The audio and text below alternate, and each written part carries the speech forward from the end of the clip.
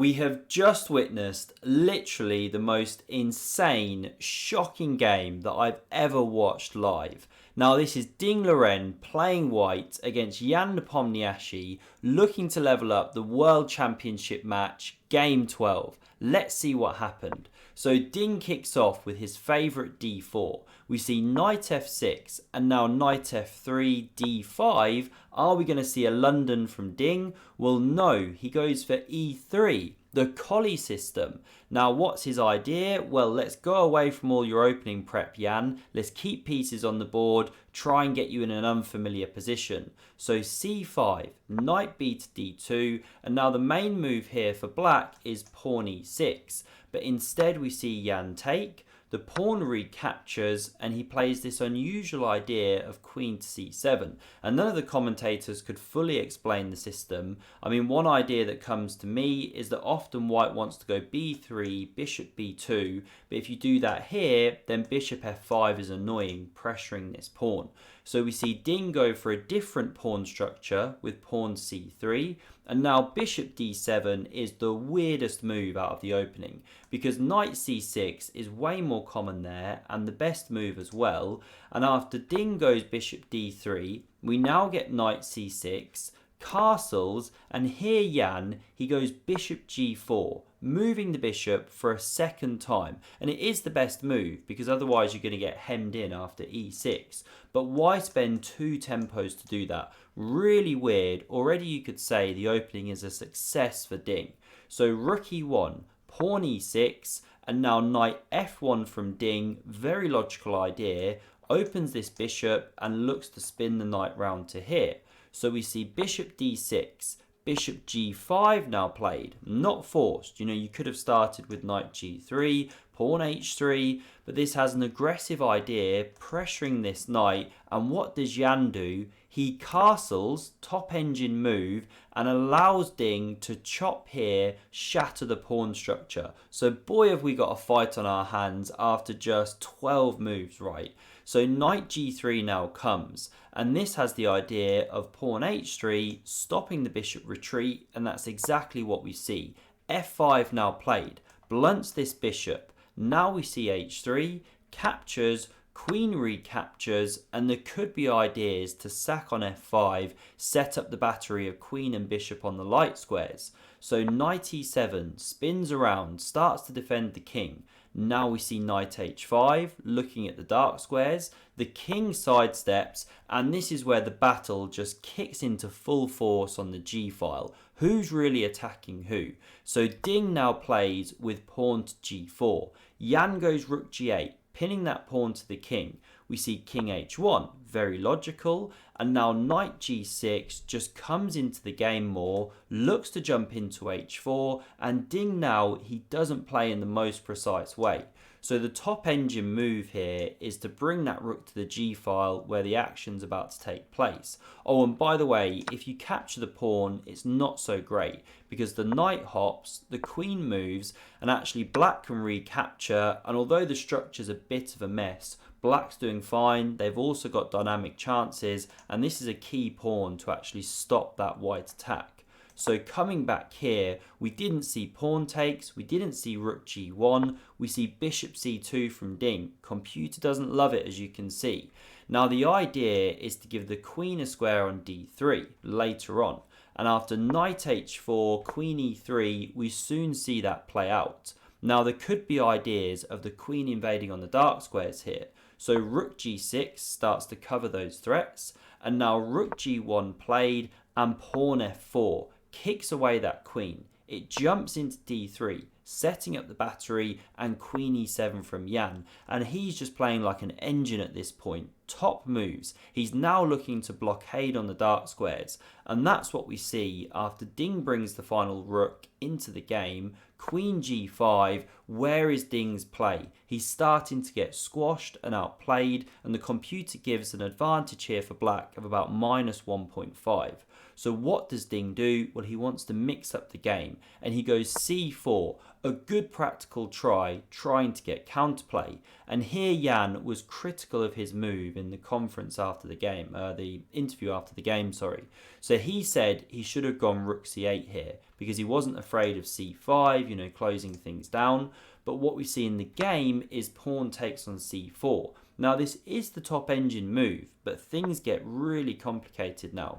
By the way, the pawn wasn't captured, or the queen leaves the defense of this square and the knight can hop in. Things are about to get complicated, by the way. Lots of tactics. So instead, the queen comes to c3, lining some ideas up on this diagonal. And now Jan just plays in an excellent manner. He doesn't move his rook, which is attacked by the bishop. He doesn't nudge the king across. He goes b5, just protecting that extra pawn. And you can see the double exclam, because it allows the rook to drop if white wants to take it. But this isn't a good move, because actually this knight is trapped out of the game, as you can see. So if you go check, well, black can keep the diagonal shut. And then even though you can jump the knight back here, well, it can just be captured, and this is good. Yes, you can recapture and hit this one, which is trapped, but then b4 kicks the queen away, and if you swap like this, well, now this bishop skewers these ones. All the tactics are just constantly working for black here. I know these are kind of long lines, right, but it's good for black rather, if you take this rook. So instead, we see from Ding pawn to a4, trying to undermine this structure. And a practical move from Jan here would have probably been just pawn a6. But he plays pawn b4, a really double-edged idea, because he's now giving up this pawn, which Ding takes. But it does allow an amazing tactical shot, which Jan misses. Now, just before I show this one, a quick shout out to the sponsors of this video, AIMCHESS. And I want to call them out on tactics today, because if you're looking to improve your tactics, it is the #1 place I know to do so, because they'll use your game data from Lichess and chess.com, pull it in, and then give you tactical positions that have come up in your own games. Now, it's free to sign up. You can then get loads of features just with the free account. So do follow the link below if you're looking to improve your chess. And then if you want to go for a premium plan after that, then you can use the code EPIC at checkout for a great discount in month 1. Now back to this game here. So after Ding takes the pawn on c4, well, if you'd hopped a knight in here, this is actually a great move, forking the rooks. But it's not obvious why, because the reason Jan wouldn't have done this is queen c6, hitting both pieces, but actually black can take the rook. Yes, you lose this one with check, but then you block with a counter attack on the queen. It comes back to e4, threatening mate. So the knight now takes the bishop on c2, queen recaptures, queen h4 hits this pawn. It's a long line, but it's the only path to an advantage. So the queen covers that pawn. Now we see f5, looking to rip things open. There's tons of pressure on the g4 pawn. So the queen comes to cover, and then basically this mass liquidation is the way for black to go, and then b3 is the sting at the end of the tail. The knight comes into the game, and bishop a3, threatening to win this pawn, and if you capture the bishop, the pawn goes through.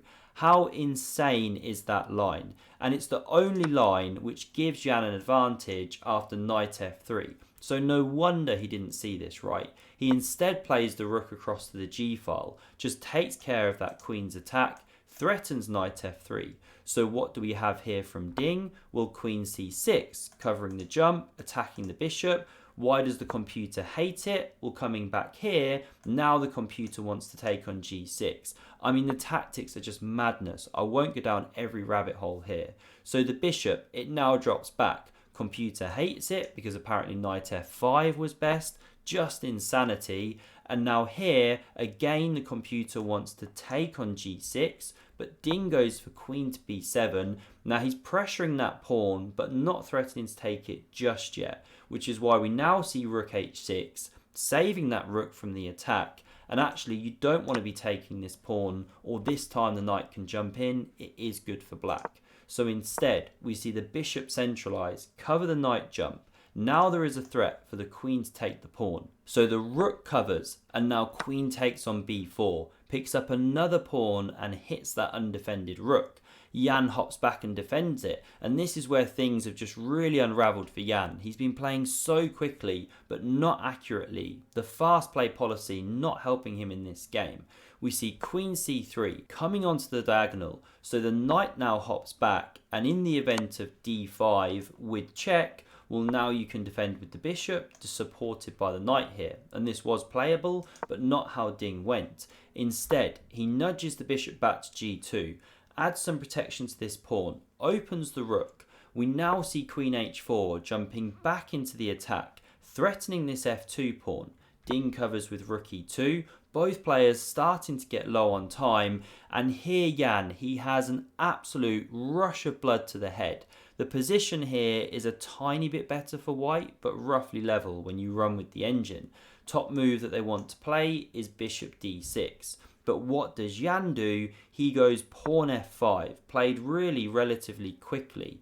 And it's just a terrible move. Look at the eval bar. This gives Ding a 9-point swing on the advantage of the evaluation bar.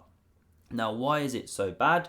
Well, you simply drop this pawn, and it's an absolutely crucial one to drop. Now, this is coming with check. You're opening this diagonal. Just awful. Now, Jan maybe had ideas of them ripping open on g4 and to the white king, but it just isn't in time, because you go d5 check, and how do you actually save this king? If it comes here, that's literally checkmate in one. If you block the diagonal like this, well, you can just take, recaptures, again check, you're about to mate, so you have to block with a rook. And then there are different good moves. You know, you can push the pawn, or you can even just, liquidate like this. You know, completely one end game, as you can see here. White a piece up and a pawn or two, I lose track.